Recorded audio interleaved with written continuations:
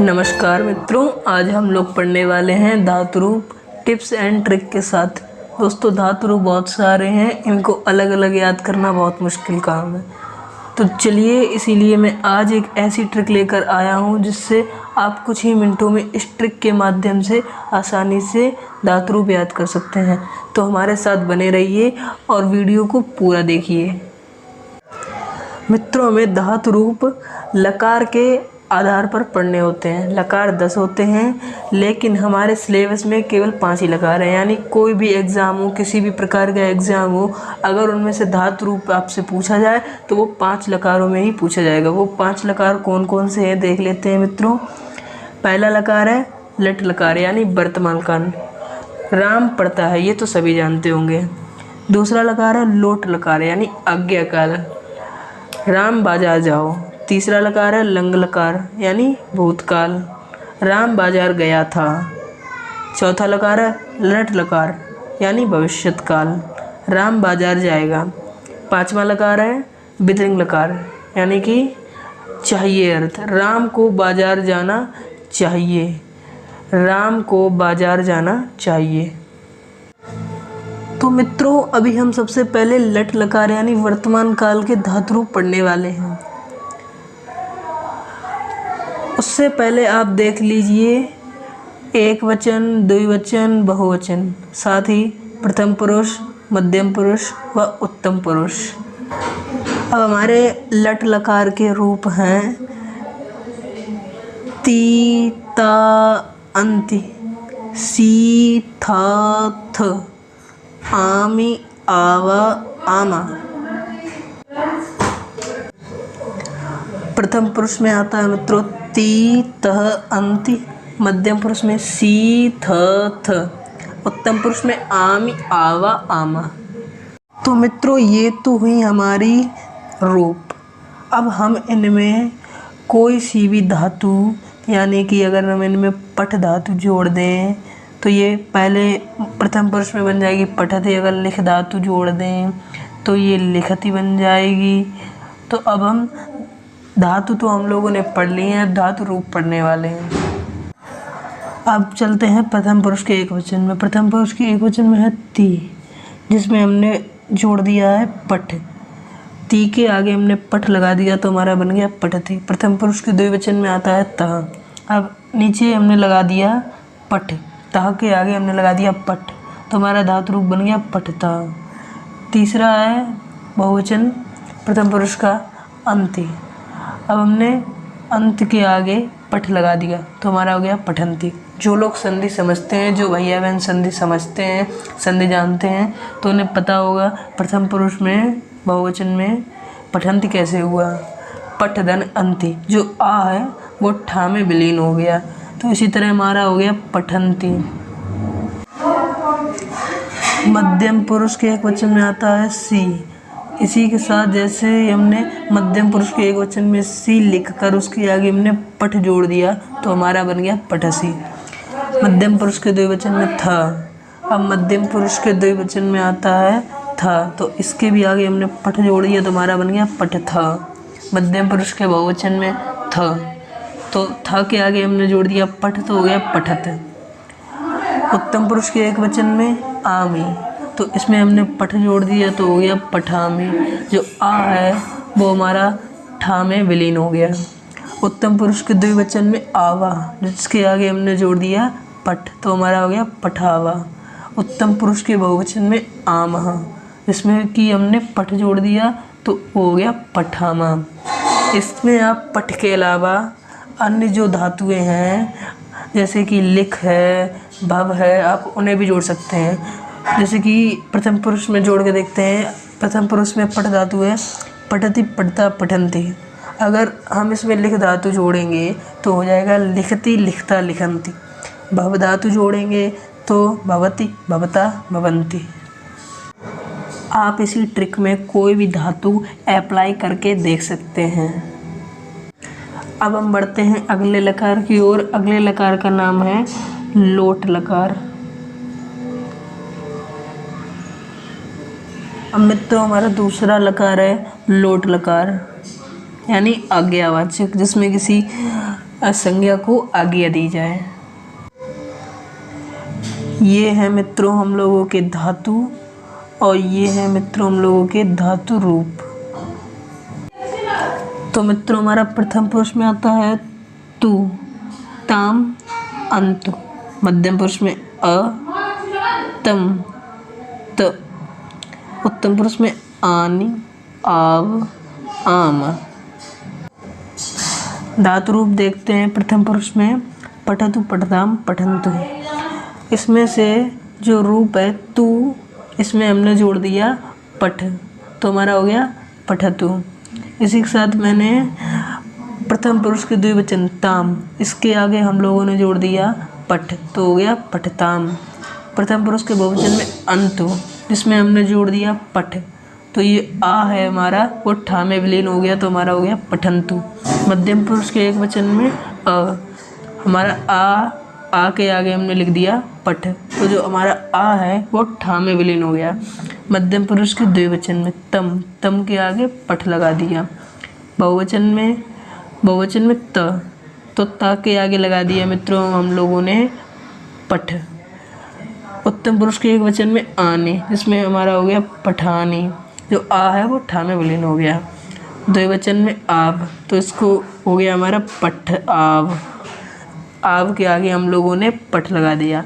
उत्तम पुरुष के बहुवचन में आम, आम को आगे हमने लगा दिया। ये मित्रों हम लोगों से गलत हो गया है, पठाम, पठाए नहीं होगा, ये होगा हमारा पठाम।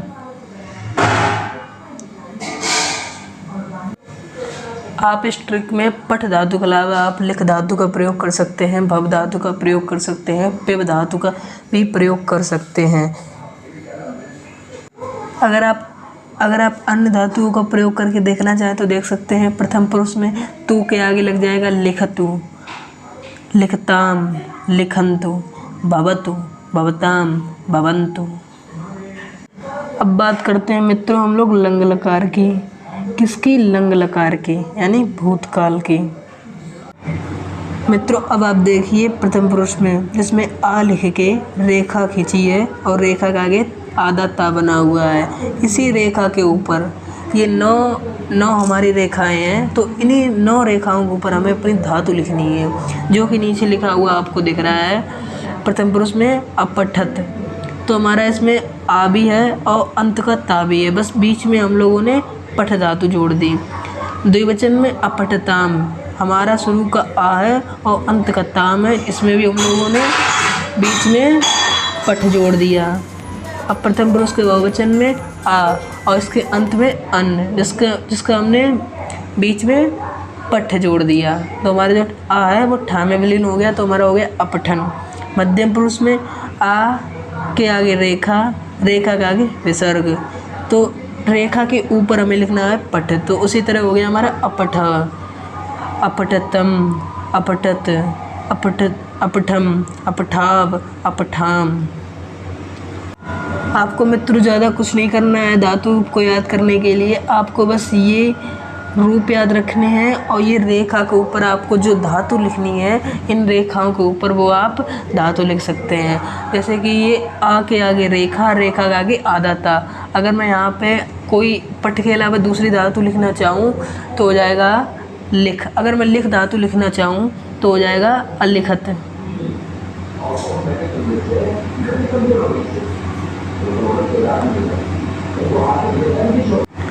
ये लकार भी आपको बहुत ही आसानी से समझ में आ गया होगा। अब बढ़ते हैं हमारा अगले लकार की ओर। अगला लकार है मित्रों हमारा लृट लकार यानी भविष्यत काल। लृट लकार यानी भविष्यत काल। अब हम लृट लकार यानी भविष्यत काल के रूप देख लेते हैं। प्रथम पुरुष में इष्यति, इष्यता, इष्यन्ति। मध्यम पुरुष में इष्यसि, इष्यथा, इष्यत। उत्तम पुरुष में इष्यामि, इष्यावा, इष्यामा। अगर आप इन रूपों को ध्यान से देखें, अगर इन रूपों में से अगर इष्य शब्द हटा दिया जाए, अगर इष्य शब्द हटा दिया जाए तो आप ध्यान से देखिए ये लट लकार हुआ। जैसे कि अगर प्रथम पुरुष से इष्य शब्द हटा दें तो ती हो गया, और द्विवचन में हटा दें इष्य शब्द तो ता हो गया, और बहुवचन में हटा दें तो अंति हो गया। तो ती ता अंति सी था थ आमी आवा आमा, बस इसके आगे आपको इश लगा देना है और ये हो गया हमारा लेट लकार यानी भविष्यत काल।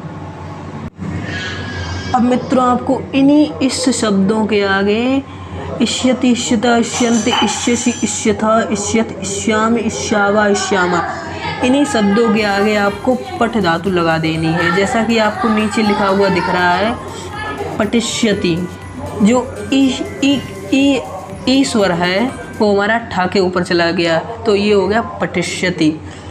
पठिष्यता, पठिष्यन्ति, जो ई है ई स्वर है वो हमारा ठा के ऊपर चला जाएगा तो वो हो जाएगा पठी। पठिष्यसि, पठिष्यथा, पठिष्यथ, उत्तम पुरुष पठिष्यामि, पठिष्यावः, पठिष्यामः। इसमें बस आपको ई शब्द को पठ के ऊपर लगा देना तो वो हो जाएगा पठी। अब बात करते हैं मित्रों अगले लकार की ओर। अगले लकार का नाम है विधिलिंग लकार। विधिलिंग लकार यानी चाहिए अर्थ में। तो हमारा प्रथम पुरुष में आता है एत, एताम, एयु, मध्यम पुरुष में एय, एतम, एत, उत्तम पुरुष में एयम, एव, एम। अब इन 9 शब्दों के आगे हमें जोड़ देना है पठ धातु।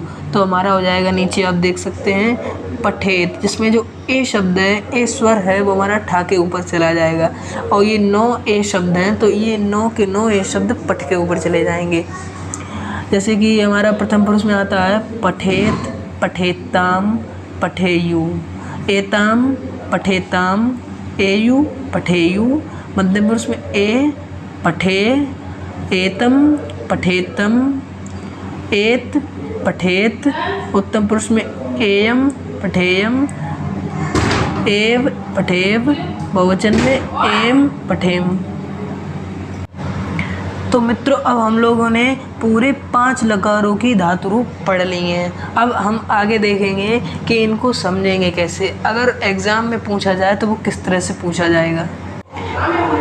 अब बात करते हैं मित्रों लट लकार को आप कैसे समझेंगे अगर एग्ज़ाम में आपके पूछ दिया जाए। अगर मित्रों आपके एग्ज़ाम में पठति पढ़ता, पठन्ति पठसी पढ़ता, पठत पठामी पठावा पठावा, ये 9 शब्द आपके एग्ज़ाम में, इन 9 शब्दों में से आपके एग्ज़ाम में कोई एक शब्द भी अगर पूछ दिया जाए तो आप आसानी से बता सकते हैं कि ये लट लकार यानी वर्तमान काल का है, क्योंकि कक्षा 3 में प्रवेश करते ही संस्कृत का पहला पाठ लट लकार ही है। लंग लकार मित्रों, लंग लकार की सबसे बढ़िया ट्रिक है जिस धातु रूप के आगे आपको आ शब्द मिल जाए, जिस धातु रूप के आगे आपको आ शब्द मिल जाए वो धातु रूप आपका लंग लकार का है। जैसे कि इन 9 शब्दों में आपको देखा हुआ मिल रहा है अपठत, अपठताम, अपठन, अपठ, अपठतम, अपठत, अपठम, अपठाव, अपठाम।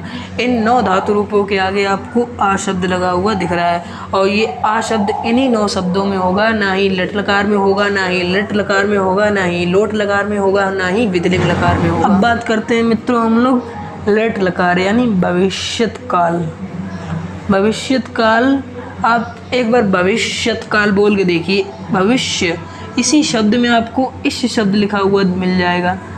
इश शब्द आपको पढ़ने को मिल जाएगा। इश शब्द किसमें? भविष्यत काल में। तो यही ट्रिक है लट लकार की। आपको यानी कि देखिए आप पठिष्यति, पठिष्यता, पठिष्यन्ते, पठिष्यसि, पठिष्यथा, पठिष्यत, पठिष्यामि, पठिष्यावा, पठिष्यामा, इन सब में आपको इश शब्द, अगर आप संधि विच्छेद करके देखेंगे तो आपको इश शब्द देखने को मिल जाएगा। वैसे भी आपको वचन के आधार यानी बोलने में भी आपको इश शब्द का प्रयोग हो रहा है। तो इश शब्द का प्रयोग केवल लट लकार में होता है, इश शब्द का प्रयोग। तो हमारा मित्र हुआ लट लकार का ट्रिक हुई हमारी इश शब्द। विधिलिंग लकार मित्रों, आप विधिलिंग लकार के ये 9 धातु रूप देखिए। इन्हीं 9 धातु रूपों में आपको एक ही मात्रा मिलेगी और किसी भी लकार में आपको एक ही मात्रा नहीं मिलेगी। तो यही हुई हमारी सबसे छोटी और सबसे बढ़िया ट्रिक विधिलिंग लकार को जानने की। जिस धातु रूप में एक ही मात्रा हो वो धातु रूप विधिलिंग लकार का होगा। लोट लकार मित्रों यानी आज्ञा काल। आज्ञाकाल में आप यूँ समझ सकते हैं, जो चीज़ लट लकार विदलंग लकार और लंग लकार में भी नहीं है, वो चीज़ हमारी लोट लकार में है। वीडियो अच्छी लगे तो वीडियो को लाइक शेयर एंड सब्सक्राइब जरूर करिएगा और हमारे चैनल को भी सब्सक्राइब जरूर करिएगा।